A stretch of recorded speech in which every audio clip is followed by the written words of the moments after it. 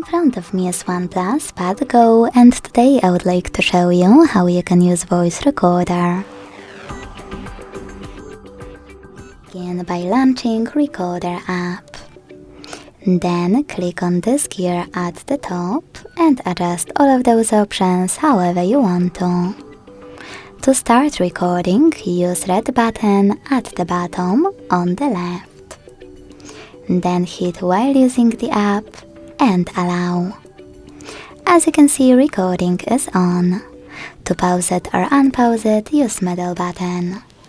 To add a bookmark, click on the left one, and to add a photo mark on the right one. Then switch your camera if you want to. Take a pic.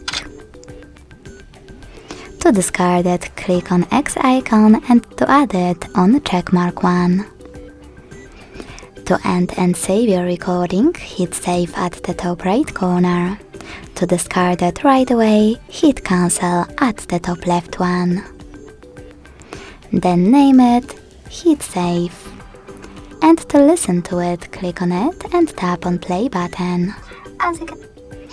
If you want to, you can manage it by operating all of those options at the bottom.